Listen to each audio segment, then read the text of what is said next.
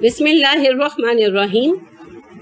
یا ایھا الذین آمنو، اے ایمان والو. ایمان والوں سے خطاب ہے کیونکہ اب ایمان والوں کو ہی کچھ سیاسی سٹرکچر اور کچھ تمدنی سٹرکچر بتانے کا مقصود یہاں اللہ کا تھا.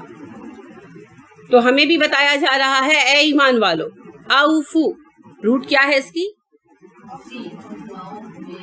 وفی نہیں ہوتا، وفا ہوتا ہے. واو فے یہ کے اوپر کھڑا زبر ہوتا ہے جب لکھا جاتا ہے. اردو میں تو وفا ہم الف سے لکھتے ہیں نا، وہ اردو کا رسم الخط ہے. عربی میں یا کے ساتھ لکھا جاتا ہے.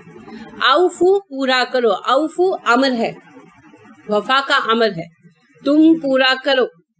بالعقودی عہد و پیمان، وعدے.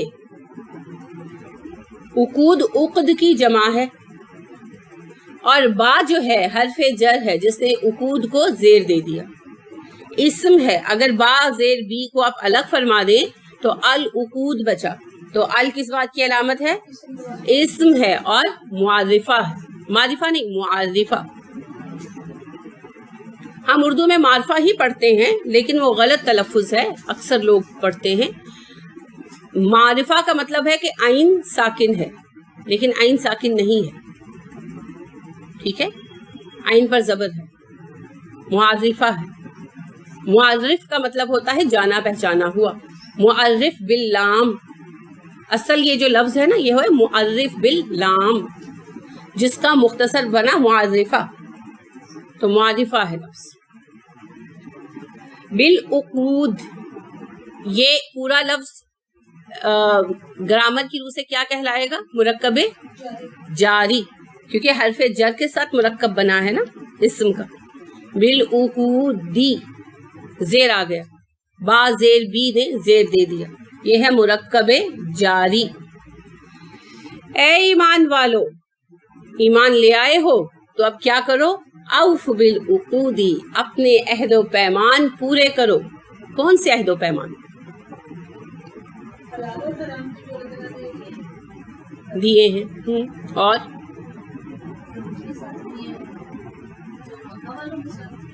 بالکل ہو سکتا ہے. اور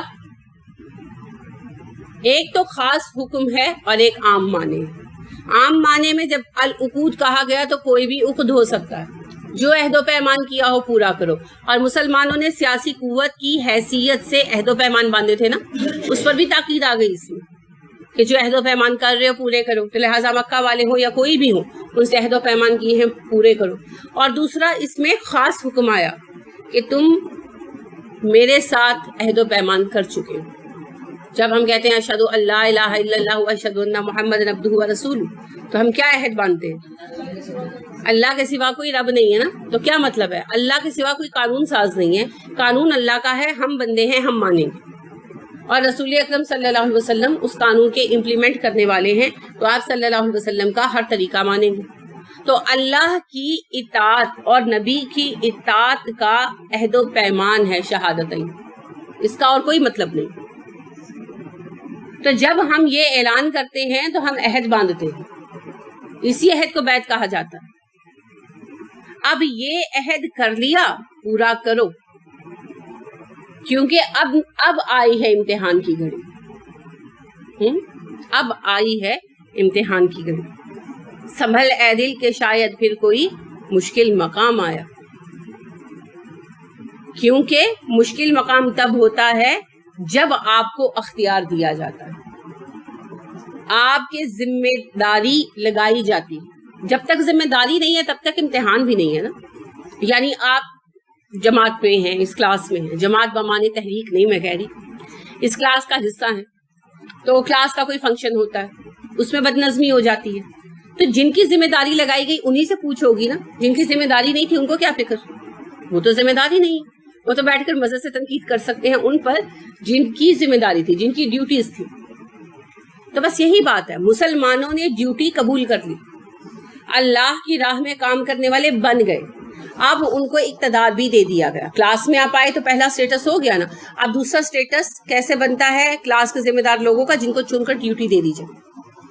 تو اللہ رب کریم نے اب چن لیا اور ان کو اختیار دے دیا، ڈیوٹی دے دی، ان کو خطے کی اہم طاقت بنا دیا تو اب اللہ نے کہا جب اس حالت کو پہنچ گئے ہو تو وہ عہد و پیمان یاد رکھنا، کیونکہ یہ احکامات تو نساء میں بھی گزرے نا بار بار، نساء میں نہیں، آل عمران میں اور بقرہ میں، کہ اللہ رب العزت نے بار بار کہا کہ جب تمہاری جنگ پیش آئے تو ظلم نہیں کرنا، ظلم نہیں کرنا، یہ بار بار کہا۔ تو اللہ فرما رہے ہیں اب ان وعدوں کو پورا کرنے کا وقت آ گیا۔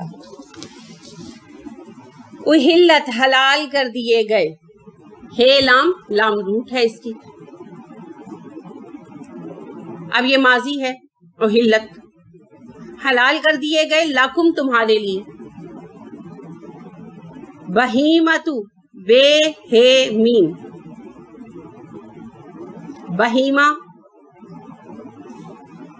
بہائم اس کی جمع ہے، بہیمہ واحد ہے، جانوروں کو کہتے ہیں عمومی طور پر، عمومی طور پر، اور محاورہ عرب میں یعنی عربوں کے محاورے میں خاص طور پر چوپایوں کو کہتے ہیں، درندوں کو پرندوں کو خارج کر دیتے ہیں۔ بنیادی طور پر بہیمہ جانور کے لیے آتا ہے، لیکن عربوں کے محاورے میں اس میں سے درندوں اور پرندوں کو خارج کر دیتے ہیں اور صرف چوپایوں پر لے آتے ہیں۔ الانعام، ال اس بات کی علامت ہے اسم کی اور معرفہ کی، اس میں معرفہ ہے۔ انعام کی روٹ ہے نون عین میم، نام کے لیے ہوتا ہے، نعم کے لیے ہوتا ہے، نعمت آپ لفظ استعمال کرتے ہیں تو ناز و نام کا لفظ اردو میں استعمال کرتے ہیں، اسی سے پھر ایک لفظ انعام بنتا ہے، انعام اونٹ کو کہتے ہیں، تو نام نعمت کو بھی کہتے ہیں نا، تو عربوں کے لیے سب سے بڑی نعمت کیا تھی، اسی لیے ان کو انعام کہتے تھے، جمع ہے الانعام۔ لیکن عرب محاورے میں اونٹ کے علاوہ بھیڑ، بکری، گائے ان کے لیے بھی استعمال ہوتا ہے، لیکن اس وقت جب بھیڑ، بکری، گائے کے ساتھ اونٹ بھی شامل ہو، یعنی ایک بندے کے پاس اونٹ، بھیڑ، بکری اور گائے ہو تو ان کے لیے کولیکٹیو بھی انعام کا لفظ استعمال ہوتا ہے، لیکن خالی بھیڑ یا بکری یا گائے کے لیے استعمال نہیں ہوگا، تبھی ہوگا جب بیچ میں اونٹ بھی شامل ہو۔ تو یہ چار چوپائے، بھیڑ، بکری، گائے اور اونٹ، جب اکٹھے ہوتے ہیں تو ان کے لیے انعام کا لفظ استعمال ہوتا ہے، اور خالی اونٹوں کے لیے بھی استعمال ہوتا ہے۔ عمومی عرب محاورے میں ان چاروں کے لیے استعمال ہوتا ہے، جب انعام مراد لیا جاتا ہے تو بھیڑ، بکری، گائے اور اونٹ مراد لیا جاتا ہے۔ اب اللہ نے کہا بہیمۃ الانعام، وہ سارے مویشی چوپائے جو تمہارے انعام جیسے ہیں، یعنی بھیڑ ہے تو پھر دمبا بھی حلال ہے، چاہے وہ چکی والا ہو چاہے وہ کسی قسم کا ہو۔ اب بکری ہے تو بکریوں کی ساری قسمیں حلال ہو گئی، گائے ہے تو بھینس، بیل سب حلال ہو گئے، اونٹ ہے تو پھر اس کی نسل کے جو جانور ہیں لامے شامے کافی ہوتے ہیں وہ سارے حلال ہو گئے۔ تو اللہ نے کہا تم پر چوپائے حلال ہے، وہ چوپائے جو انعام جیسے ہیں، تو خود بخود پھر کیا پتا چلا، درندے حرام ہو، چوپائے چرندے ہیں نا، تو چرندے حلال ہیں اور درندے حرام ہو گئے۔ اسی سے پھر پرندوں کا اصول بھی نکل آیا کہ جو دانا چگ کر کھانے والے ہیں وہ حلال ہیں اور جو شکاری ہیں وہ حرام ہیں، یہ بنیادی اصول ہے، ٹھیک ہے۔ باقی پھر جو باریکیاں ہے وہ انشاءاللہ وہ آگے ڈسکس ہوں گی۔ ابھی جو آیت کا مفہوم ہے اس کے مطابق ہم دیکھ رہے ہیں، جو گوشت خور درندے ہیں وہ اس میں سے خارج ہو گئے اور باقی بچے چرندے، تو چرندے حلال ہو گئے، الا یہ کہ کسی چرندے کو حرام کر دیا گیا، جیسا کہ گدھا حرام، ٹھیک ہے نا، گدھا ہے تو بیچارہ چرندہ ہی، لیکن اس کو روک دیا گیا کھانے سے، ہمیں اس لیے روک دیا گیا کہ اس کے بہت سارے مقاصد ہیں، وہ ہمارے بہت کام آتا ہے، اور جس طرح اب آبادی بڑھ گئی ہے تو اگر ہم گدھے کھا رہے ہوتے تو پھر گدھے ختم ہو جاتے، تو ان سارے مقاصد کی وجہ سے گدھے کھانے سے روک دیا گیا۔ پہلے کھائے جاتے تھے، صحابہ بھی کھاتے تھے، غزوہ خیبر کے موقع پر پہلی مرتبہ حرام کیے گئے، لہٰذا صحابہ بیان کرتے ہیں کہ خیبر کی جنگ کے دوران ہمیں سخت بھوک کا سامنا کرنا پڑا، ساتھ ریزرو لے کر نہیں نہ چل سکتے تھے، ایک تو اتنا ہوتا نہیں تھا اور دوسرا چیزیں سنبھالی بھی تو نہیں نہ جاتی تھی اس زمانے میں، تو کہتے ہیں کہ ہم نے کچھ گدھے حلال کیے اور ان کو پکنے کے لیے رکھ دیا. تو آپ صلی اللہ علیہ وسلم تشریف لائے تو آپ نے کہا کیا پکا رہے ہو؟ ہم نے کہا جی گوشت. آپ نے کہا کس چیز کا؟ انہوں نے کہا گدھوں کا. تو آپ صلی اللہ علیہ وسلم نے فرمایا گوشت گرا دو اور ہانڈیاں توڑ دو. تو صحابہ نے کہا کہ جی گوشت تو ہم گرا دیتے تو ہانڈیاں دھو کر استعمال کر لیں. آپ نے کہا ہاں استعمال کر لو اور یاد رکھو آج سے تم پر گھریلو گدھے حلال کر دیے گئے. ٹھیک ہے. تو جنگلی گدھوں سے مراد یہ نہیں ہے کہ جو ڈنکی ہیں ان کو آزاد آپ کھا سکتے ہیں. اصل میں یہ جو ہیں زیبراز یہ اصل میں ایک فیملی ہے. جیسے کیٹ فیملی میں شیر بھی آ جاتا ہے نا, چیتا وغیرہ بھی آ جاتا ہے, یہ سب ایک فیملی ہے, ان کا جینیٹک سسٹم ایک ہے. اسی طرح گدھے کی فیملی کے اندر زیبرا بھی آتا ہے. تو زیبرا حلال ہے, وہ آپ کھا سکتے ہیں. زرافہ بھی حلال ہے کیونکہ یہ سب چرندے ہیں نا. وہ الگ بات ہے کہ آپ کو شکار کرنا پڑے گا, کر لیں تو کھا لیں.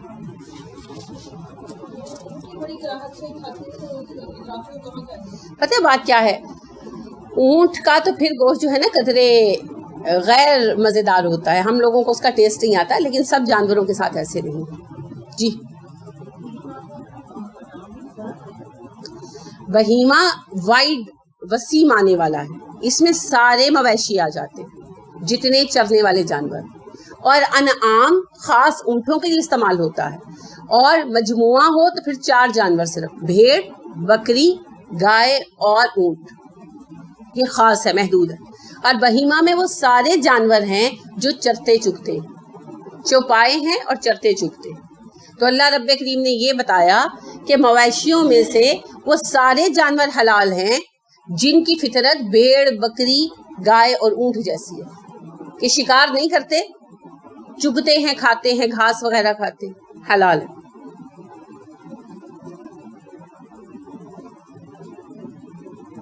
اللہ سوائے ما جو یتلا پڑھے جائیں گے. یتلا کی روٹ کیا ہے؟ تیلام واو یا پھر تیلام یہ, تلا یتلو.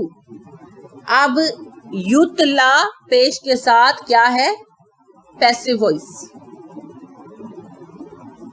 پیسو وائس یتلا جو پڑھے جائیں گے, علیکم تم پر, غیر نہ محلی حلال کرنے والا ہو, الصیدی شکار کو, وانتم اور تم حرم حالت احرام میں, الا ما یتلا علیکم سوائے اس کے جو تم پر اب پڑھے جائیں گے. اللہ نے کہا سارے چوپائے جو چرنے والے ہیں حلال ہیں سوائے اس کے جو اب تم پر بیان کر دیے جائیں گے. اس سے ایک بنیادی تصور تبدیل کیا گیا. یہود کا تصور یہ ہے کہ ساری دنیا حرام ہے سوائے ان کے جو ہم پر حلال کر دی گئی چیزیں. اسلام نے یہ تصور نہیں دیا, یہ یہود کا خود ساز تصور تھا. اللہ نے آدم کو بھی بھیجا تو یہی کہا نا, آپ نے آدم کے بھیجے جانے کا قصہ پڑھا ہے نا. تو اللہ نے کہا کہ کھاؤ پیو, زمین میں تمہارے لیے متاع اور سامان ہے, ہاں جب میری ہدایت آئے تو پیروی کر لو. یہی کہا نا. اللہ یہود سے بھی بار بار کہتے رہے جو حلال و پاکیزہ چیزیں جاؤ کھاؤ پیو سب تمہارے لیے, صرف نافرمانی نہ کرو. یہی کہا. اب اللہ ہمیں بھی بتا دے, اور یہود کے بنائے ہوئے اس کانسیپٹ کو بدل رہے ہیں, کیونکہ یہود کا عربوں پر بہت اثر تھا. تو عربوں کا بھی بنیادی تصور یہی تھا کہ دنیا بہت گندی چیز ہے.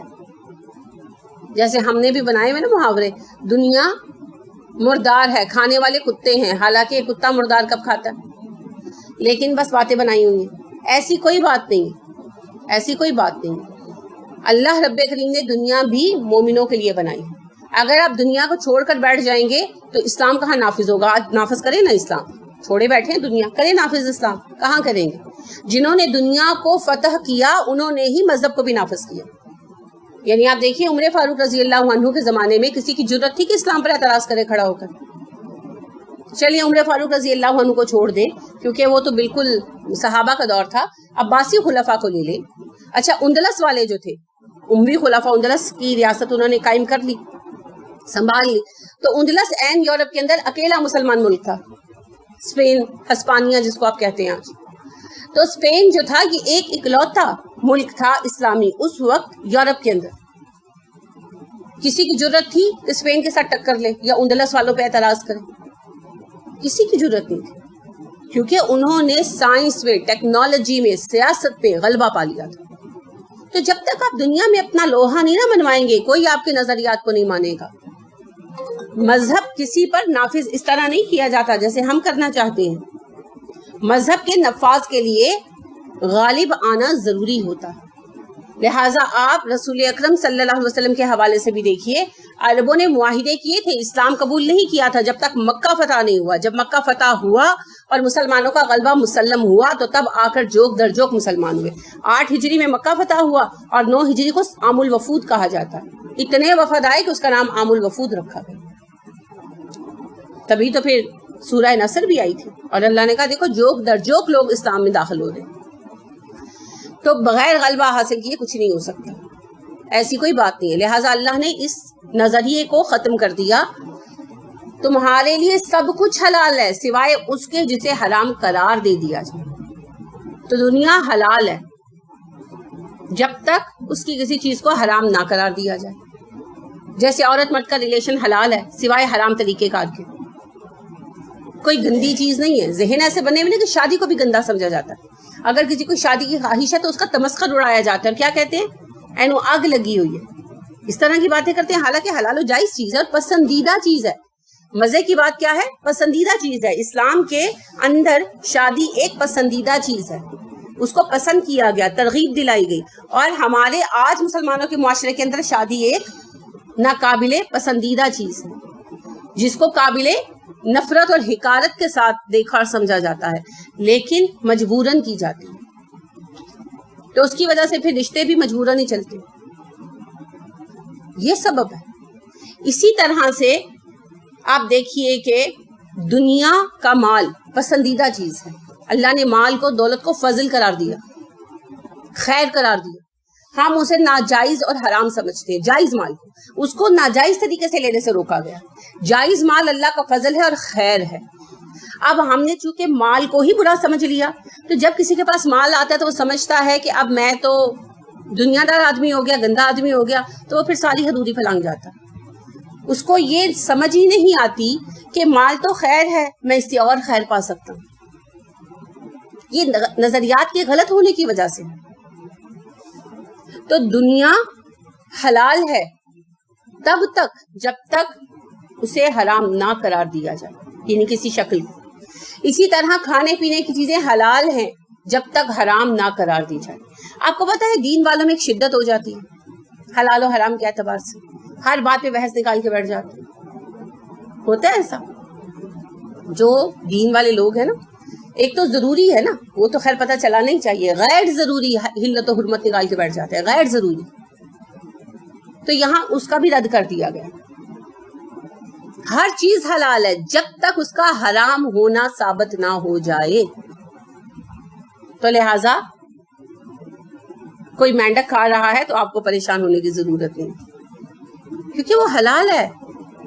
کوئی جھینگا کھا رہا ہے، that is not your problem. کوئی کچھوا کھا رہا ہے، پانی کا جانور ہے، حلال ہے. کوئی شارک کھا رہا ہے، کھانے دیں. وہ جیلی فش آپ کو پتہ ہے لوگ کھاتے ہیں، یورپ میں بہت مقبول ہے. آکٹوپس تو کھاتے ہیں، جیلی فش کچی کھا جاتے ہیں. یعنی ہوتا ہوگا اس کا کوئی ٹیسٹ، چونکہ میں نے کبھی کھائی نہیں ہے تو وہ کھا جاتے ہیں. حالانکہ وہ ڈینجرس بھی ہوتا ہے. وہ جو ہے نا گلے میں کچا کھا لیتے ہیں، گھونگے. لیکن حلال ہے. آپ کو نہیں پسند، دس از یور پرابلم، آپ مت کھائیں. گن پوائنٹ پہ نہیں رکھا گیا، حلال ہے، کھا سکتے ہیں. جو کھاتے ہیں ہم پر اعتراض مت کریں. اسی طرح آپ دیکھیے یہ جو ریشم کے کیڑے وغیرہ کھاتے ہیں چائنیز، ان کی پسندیدہ ڈشز میں سے آپ کو پتہ ہے چائنا کی سب سے مہنگی ڈش کیا ہے؟ ریشم کا کیڑا. ہر چائنیز کی خواہش ہوتی ہے کہ زندگی میں ایک بار تو کھا لو. ان کی نیشنل ڈش بھی یہی ہے. تو حلال ہے، اس میں کوئی حرمت کی بات نہیں. ہم نہیں کھاتے، وہ ہمارا مسئلہ ہے. ٹھیک ہے. تو حلال چیز جو ہے جب تک کسی چیز کو حرام نہیں کہا جاتا وہ حلال ہے. تو اس پر بیکار کی بحثیں کرنا اور راستے بند کرنا اس کی ضرورت نہیں. بنیادی اصول حلت ہے جب تک حرمت ثابت نہ ہو جائے. حرمت نہیں ہے کہ حلت لائی جائے. سمجھ آ رہی ہے میری بات؟ بنیادی اصول حلت ہے جب تک حرمت ثابت نہ ہو جائے. ٹھیک ہو گیا. اب یہاں پر ایک اور بات بھی سمجھ لیجیے. کسی چیز کا حلال ہونا ایک مسئلہ ہے اور کسی چیز کا فائدہ مند ہونا دوسرا مسئلہ. یہ دونوں ضروری نہیں کہ ٹیلی کرتے. قرآن آپ کے لیے مفید غذائیں تجویز نہیں فرما رہا, قرآن آپ کے لیے حلال غذائیں تجویز فرما رہا. حلال کون سی چیز ہے؟ جس میں ناپاکی نہ ہو, جس میں ایسا کوئی عنصر نہ ہو جو ایک مسلمان کی اخلاقی طبائع کو خراب کرے, یعنی اخلاقی کیفیت کی خرابی کا باعث بنے. ٹھیک ہے. اور جو شرک کے عنصر کو لے کر نہ آئے مسلمانوں. ٹھیک ہے. 3 چیزیں ہیں, ناپاکی سے بری ہو, شرک سے بری ہو, اور اخلاقی خرابیاں نہ لائے مسلمانوں. کیوں ان چیزوں کے بارے میں بتایا؟ اس لیے کہ ہم اپنے طور پر غذا کے اندر یہ چیز ٹیلی نہیں کر سکتے کہ یہ ہمارے اخلاق پر اچھا اثر ڈالے گی یا برا اثر ڈالے گی. اب آج آپ یہ دلیل سنتے ہیں ماشاءاللہ, اور یہ دلیل بالکل صحیح ہے کہ اسلام میں درندے کھانے سے منع کیا گیا تاکہ بہیمیت نہ آئے انسانوں میں. اسلام میں سور کھانے سے روکا گیا تاکہ بے حیائی نہ آئے مسلمانوں میں. لیکن آپ کوئی پیمانہ رکھتے ہیں, کوئی میٹر ہے کہ چیک کر سکیں کہ بات صحیح ہے کہ نہیں؟ کوئی میٹر ہے نہیں ہے نا, کیونکہ اخلاق کو ناپنے کا تو کوئی پیمانہ نہیں ہوتا. آپ چیک کر سکتے ہیں کہ اس میں کتنی حیا ہے؟ نہیں کر سکتے. ایک گمان رکھتے ہیں, حسن ظن رکھتے ہیں. تو چونکہ اخلاق کو ناپنے کا کوئی پیمانہ نہیں ہے نا, تو اس بات کو بتا تو سکتے ہیں ہم بطور نظریہ, مگر ثابت نہیں کر سکتے بطور قاعدہ و کلیہ. لہٰذا پھر یہ کیا ہے؟ ایمان کا حصہ. کیا؟ حلال و حرام کو ماننا. پیچھے بھی پڑھا ہے, ابھی بھی آپ پڑھیں گے. اب اس میں جو چیزیں حلال ہیں ان میں سے کوئی ہمارے لیے مفید ہوگی, کوئی نہیں ہوگی. ہر انسان کی فطرت ہے. جیسے جنہیں یورک ایسڈ ہو جاتا ہے ان کے لیے گائے کا گوشت مفید نہیں رہتا, بکرے کا گوشت مفید نہیں رہتا ہے نا, دالیں مفید نہیں رہتی. جسے شوگر ہو جاتا ہے اس کے لیے میٹھا مفید نہیں رہتا. جسے بلڈ پریشر کی بیماری ہو جاتی ہے اس کے لیے نمکین اور تلی ہوئی چیزیں مفید نہیں رہتی. تو وہ پھر اپنا اپنا ذاتی معاملہ ہے. اس کی عقل اللہ نے دی ہے, کیونکہ سیٹ پیمانے اللہ نے ہم نے بنا لیے اللہ کی دی ہوئی عقل سے. لہٰذا ڈاکٹر ہمیں بتا سکتے ہیں کہ کیا کھاؤ کیا نہ کھاؤ. ہر ہاسپٹل میں ایک ماہر غذائیات بیٹھا ہے, تشریف لے جائیے, اپنا ڈائٹ چارٹ بنوا لیجیے اپنی بیماری اور صحت کے مطابق. کسی نے وزن کم کرنا ہے تو اس کی اور ڈائٹ چارٹ ہے اور ڈائٹ پلان ہے. کسی نے وزن بڑھانا ہے, بعض بچے بہت کمزور ہوتے تو پھر اس کا اور ڈائٹ پلان ہے. تو ہر بندے کو اپنی ضرورت کے مطابق کیا مفید ہے کیا غیر مفید ہے یہ ہم خود بہتر جانچ سکتے ہیں. یعنی اللہ سے بہتر نہیں کہہ رہی میں, خدا نہ خواستہ, اللہ نے ہی یہ علم دیا ہے ہمیں. مطلب یہ کہ اس کو جانچنے کا پیمانہ ہے ہمارے پاس, ہماری صحت. اور ہم نے یہ جان لیا کہ اس میں اتنی کیلوری ہے, اس میں اتنی پروٹین ہے, اس کے اندر اتنا کاربوہائیڈریٹ ہے, تو لہٰذا ہم سلیکٹ کر سکتے ہیں. لیکن یہ غذا اتنا تقویٰ دے گی, اتنی حیا دے گی, اتنا ایمان بڑھائے گی, اس کا کوئی کرائٹیریا ہمارے پاس نہیں ہے. اس لیے اللہ نے ہمارے لیے بیان کر دی. تو جن چیزوں کو روکا گیا, طبی نقصانات مقصود نہیں ہیں, اخلاقی زوال سے بچانا مقصود ہے. غیر نا محلی حلال کرنے والا ہو, ہے لام لام سے ہے نا, محلی حلال کرنے والا. الصید خود ہی روٹ ہے, سواد یہ دال, شکار کو کہتے ہیں. صیاد کا لفظ آپ اردو میں کافی پڑھتے ہیں. الجھا ہے پاؤں یار کا زلف دراز میں, لو آپ اپنے دام میں صیاد آ گیا, ہے نا. اس طرح کے بہت سارے اشعار ہیں, بھرے پڑے ہیں. صید و صیاد کا بہت زیادہ جو ہے وہ شاعری میں استعمال ہوتا ہے, بالکل بہت زیادہ شاعری میں استعمال ہوتا ہے. آشیاں جل گیا گلستان لٹ گیا, اب کفت سے نکل کر کدھر جائیں گے, اتنے مانوس سیاد سے ہو گئے, اب رہائی ملے گی تو مر جائیں گے. یعنی وہی باتیں اردو شاعری بڑی پڑی ہے سید اور سیاد سے. تو سید کہتے ہیں شکار کو. واہ اور آن تم ہو ضمیر ہے, حرمن احرام پہنے ہوئے, محرم. جب تم احرام کی حالت میں ہو تو شکار کرنا تم پر حلال نہیں ہے. حالت احرام آپ کو پتا ہے حج یا عمرے کے لیے لباس پہننا, فقیرانہ وضع کا لباس ہے، ایک تہبند اوپر ایک چادر. عورتیں کچھ بھی پہن سکتی ہیں.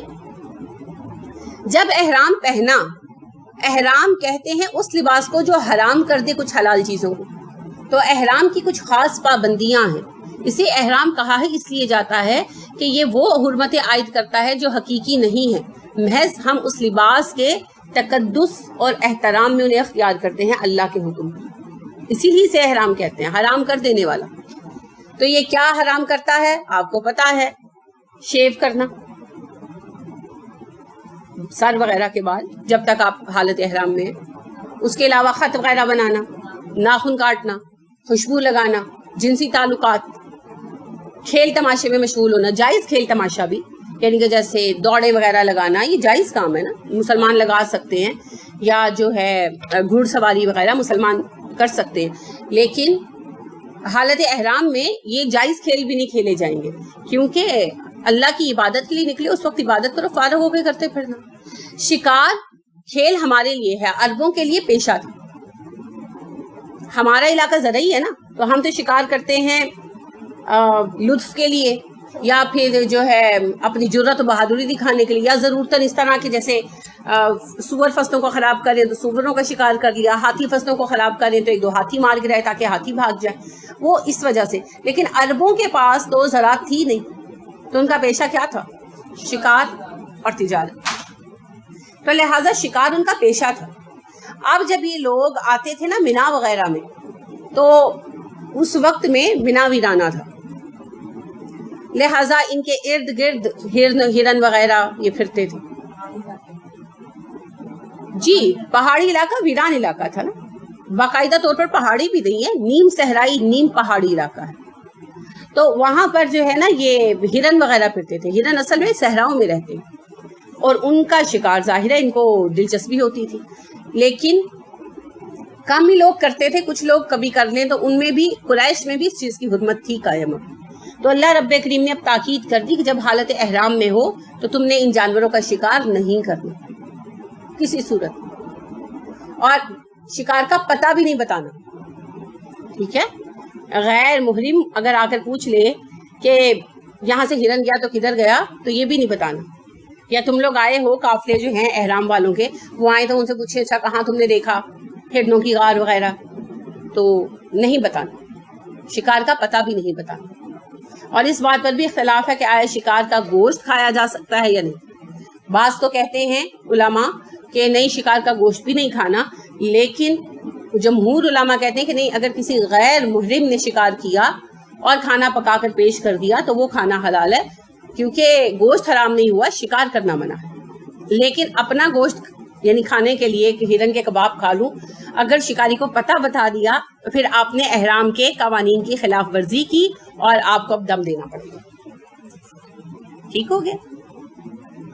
تو ایک تو حرمت آ گئی جو اللہ نے کہا نا وہ چیزیں تم پر حرام ہے جو میں بیان کرنے لگا ہوں، ما یتلا علیکم، جو بھی تم پر پڑی جائیں گی. تو پہلی کیا پڑی گئی؟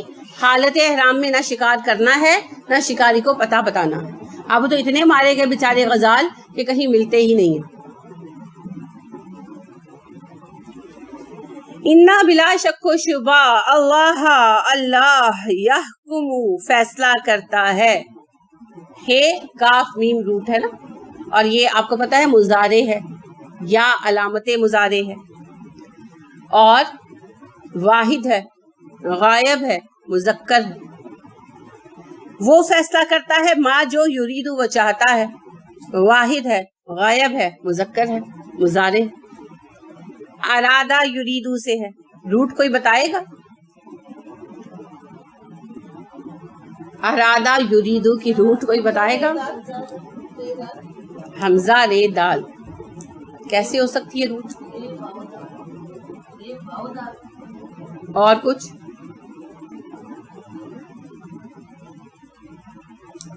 نہیں یاد؟ چلیں آسان تھی، آپ نے صحیح بتایا، رے واو دال رود. کہتے ہیں کسی چیز کے حاصل کرنے کے لیے کوشش کرنے کو، آسانی کے ساتھ، بار بار سہولت کے ساتھ کسی چیز کے لیے چکر لگانا، یعنی سختی کے ساتھ نہیں، کسی چیز یا کام کے کرنے کا نرمی کے ساتھ بار بار تقاضا کرنے کو رود کہتے ہیں. اسی سے پھر ارادہ بنتا ہے. ارادہ جو اردو میں ارادہ کہلاتا ہے. ارادہ سے یریدو، وہ ماضی تھا، یہ مضارع ہو گیا. یریدو مضارع. اللہ جو چاہتا ہے وہ حکم دیتا ہے. یعنی اللہ نے یہاں پر ساری بحث سمیٹ دی حلال و حرام کی، جو میں نے بھی آپ سے عرض کی. سوال ہوتا ہے نا یہ کیوں حرام ہے یہ کیوں حلال ہے. ہم جو اس کے مقاصد سمجھتے ہیں وہ دلیل دینے کے لیے، لوگوں کو قائل کرنے کے لیے سمجھ لیتے ہیں. ٹھیک ہے، اس لیے نہیں سمجھتے کہ اس حکم پر عمل تب کریں گے جب ہمیں سمجھ آ جائے گی. بنیادی بات یہ ہے یہ اللہ کا حکم ہے، یہ اللہ کی کتاب ہے. رسول اکرم صلی اللہ علیہ وسلم اللہ کے بھیجے ہوئے رسول ہے. تو جو حلال کہہ دیا وہ حلال ہے، جو حرام کہہ دیا وہ حرام ہے، کیونکہ اللہ جو چاہتا ہے وہ فیصلہ کرتا ہے. ہم اس کی ملکیت ہیں، اس کی بنائی ہوئی مخلوق ہیں، اس کے ہاتھوں کے بنے ہوئے ہیں. ہماری کیا جرات اور ہمت کہ ہم یہ سوال کریں گے حکم کیوں ہے. ایک فوجی پوچھ سکتا ہے اپنے افسر سے سر یہ حکم کیوں ہے؟ نہیں پوچھ سکتا، حالانکہ وہ غلام بھی نہیں ہوتا اور براہ راست اس کا ملازم بھی نہیں ہے. ملازم بھی وہ گورنمنٹ کا ہے، اپنے افسر کا ملازم تو نہیں ہے، لیکن اجازت نہیں ہے. ڈو اور ڈائی کا اصول. تو یہاں تو ہم ملکیت ہیں، تخلیق ہیں، بنائے گئے ہیں، تو سوال کی جگہ ہی نہیں. لہذا قدرت اللہ شہاب بیان کرتے ہیں کہ جب ہالینڈ میں وہ سفیر تھے بنائے گئے تو ہالینڈ میں اسلام کا بھی اس زمانے میں بالکل کوئی تصور نہیں تھا. ڈچ قوم ہے وہاں کی. تو کہتے ہیں کہ ایک تقریب تھی تو وہاں پر ایک برٹش کرنل جو ہیں سرکاری تقریب میں ملے ان سے، تو ان کے ساتھ ان کی بیوی بھی تھی عفت شہاب. تو کہنے لگی، وہ عفت سے پوچھنے لگے کہ آپ مسلمان ہیں تو آپ مجھے یہ بتائیں کہ سور حرام کیوں کیا گیا. تو کہتے لگی کہ عفت نے کہا کہ آپ فوجی ہو کر یہ سوال پوچھ رہے ہیں. آپ فوجی ہیں، آپ بخوبی جانتے ہیں حکم اس لیے دیا جاتا ہے کہ اس پر عمل کیا جائے، اس لیے نہیں دیا جاتا کہ اس کی لاجک تلاش کی جائے. تو ہمیں حکم ہے لہٰذا ہم مانتے ہیں. دیکھیں یہ بنیاد ہے، یہ بنیاد ہے. کیونکہ جو ابھی میں نے آپ کو بات بتائی نا کہ اللہ نے اخلاقی اعتبار سے ہمیں خطاؤں سے بچانے کے لیے کیا ہے. آپ نے ذاکر نائک صاحب کو کبھی سنا ہو تو سور کے حوالے سے وہ اکثر تفصیل بیان کرتے ہیں کہ بڑا بے حیا جانور ہے، اس لیے کھانے سے منع کر دیا گیا. لیکن ایک بندہ جس کو شک و شبہ ہے اور جو دین کا ماننے والا نہیں ہے، یا دین کا ماننے والا ہے مگر سائنس اور دین کا ملغوبہ ذہن میں ایسا ہے کہ کچھ سمجھ نہیں آتی، اس کا شک وہیں برقرار رہے گا. کیونکہ کس پیمانے سے وہ ناپے گا کہ سور کھانے والے میں حیا کم ہے اور نہ کھانے والے میں زیادہ ہے؟ کوئی پیمانہ نہیں ہے نا، کوئی حتمی پیمانہ نہیں. مسلمانوں میں بھی بے حیا سے بے حیا ترین لوگ پائے جاتے ہیں اور عیسائیوں میں بھی بڑے بڑے با حیا لوگ پائے جاتے ہیں. تو یہ کوئی پیمانہ نہیں ہے. پھر کیا کیا جائے؟ بنیادی تعلیم دی جائے. اور بنیادی تعلیم یہ ہے یہ اللہ کا حکم ہے اور ہم اس لیے مانتے ہیں کہ اللہ کریم نے ہمیں کہہ دی. یہی بات اللہ نے یہاں رکھی، کیونکہ بلیور جب سوچے گا نا تو وہ دلیل سے قائل ہو جائے گا. نان بلیور خواہ وہ مسلمان بھی ہو، ٹھیک ہے، ایک تو ہے نا ٹوٹلی بلیو نہ کرنا، ایک ہے کسی خاص بات پہ بلیو نہ کرنا، جیسے حلال و حرام پہ بلیو نہ کرنا. تو ایک نان بلیور جو ہے نا اس نے پھر کوئی نہ کوئی نقطہ نکال لینا، اس نے پھر ایک نئے مباحثے کا آغاز کر دینا. تو پھر ایسے لوگوں کو ضد میں ڈالنے کی بجائے ایک مختصر بات، یہ اللہ کا حکم ہے اس لیے ماننا ہے کہ اور چارہ ہی کوئی نہیں ہے. فوجیوں کو بھی اسی لیے حکم سکھایا جاتا ہے کیونکہ ہر فوجی اگر بحث کرنی شروع کر دے نا، جیسے فرض کریں کہ کسی علاقے پر بمباری کا حکم ہے، اب وہ کہیں وہاں پر تو عورتیں اور بچے ہیں، اب دوسرا کہ ایک کہے کہ نہیں وہ مشرکوں کے ہیں تو مارے جا سکتے ہیں، دوسرا کہ نہیں مارے جا سکتے، وہ ایک دلیل آئے، دوسرا دوسری دلیل آئے، ہو چکی جنگ. اس لیے کہہ دیا کہ افسر نے کہا ہے جا کر بم پھینکو تو بس پھینکو، تمہیں سوال کرنے کی اجازت نہیں ہے. سوال کرو گے تو کورٹ مارشل ہو جائے گا، نکال دیے جاؤ گے فوج سے. اسی لیے یہ حکم رکھا گیا کہ ڈسپلن رہے. تو ڈسپلن کے لیے ہی یہ بتا دیا گیا سب کا آئی کیو لیول ایک جیسا نہیں ہوتا. جیسے ابھی ہم بات کر رہے تھے کہ قرآن خوانی کے ذریعے میت کو ایصال ثواب نہیں ہوتا. یہ بات لوگوں کو سمجھ نہیں آتی کہ قرآن پڑھنا تو باعث اجر ہے تو ثواب کیوں نہیں ہوتا. اب موٹی سی بات ہے، قرآن میں کہاں پر آیا ہے کہ قرآن پڑھنا باعث اجر ہے؟ یعنی پڑھنے سے اس قسم کا اجر ہوگا. قرآن پر عمل کرنا باعث اجر ہے بھائی، لیکن عمل کرنے کے لیے، سمجھنے کے لیے کوئی پڑھتا ہی نہیں ہے. قرآن پڑھیے ثواب کمانے کے لیے نہیں, سمجھنے کے لیے, تاکہ عمل کر سکیں. اب اجر خود بخود ہوگا, پھر وہ اجر ٹرانسفر نہیں کیا جا سکتا, یہ ایک دوسرا مسئلہ ہے. اجر ٹرانسفر نہیں کیا جا سکتا, کچھ چیزیں ان ٹرانسفریبل ہوتی ہیں. آپ اپنے بھائی کو اپنی سہیلی کا بھائی بنا سکتے ہیں, اپنے میاں کو سہیلی کا میاں نہیں بنا سکتے, ہے نا. کچھ چیزیں ان ٹرانسفریبل ہوتی ہیں. اسی طرح آپ اپنی نماز, اپنا قرآن شفٹ نہیں کر سکتے, اور اپنا صدقہ بھی شفٹ نہیں کر سکتے. صدقہ آپ اگلے کے نام پر کرتے ہیں, اپنے نام پر صدقہ نہیں کرتے. جب آپ میت کی طرف سے صدقہ کرتے ہیں نا, تو آپ کہتے ہیں یہ صدقہ فلاں کی طرف سے. جیسے رسول اکرم صلی اللہ علیہ وسلم جب 2 قربانیاں دیتے تھے نا, تو کہتے تھے کہ اللہ کے نام پر یہ قربانی ہے میرے اور میرے اہل و عیال کی طرف سے, اور دوسرے دمبے کے لیے فرماتے ہیں کہ اللہ کے نام پر یہ قربانی ہے میری امت کے مساکین کی طرف سے. تو پھر جب آپ قربانی بھی کرتے ہیں کسی کے لیے, میت کے احسال کے لیے, تو پھر اسی کے نام کی کرتے ہیں, وہ پھر آپ کا حصہ نہیں ہوتا, صرف آپ اس کو تقسیم وغیرہ کرتے ہیں. یہ اسی طرح جیسے کوئی آپ کا بہن بھائی باہر بیٹھا ہو اور وہ آپ کو پیسے بھیج دے کہ یار میں پہنچ نہیں سکتا تو میری قربانی کرا دی, تو آپ کا جو عزیز مر گیا, آپ نے اپنی طرف سے اس کو گفٹ بھیج دیا, تو وہ اس کے نام کی قربانی ہے, وہ آپ کو کفایت تھوڑی کرے گی. یہ فرق سمجھ نہیں آتا.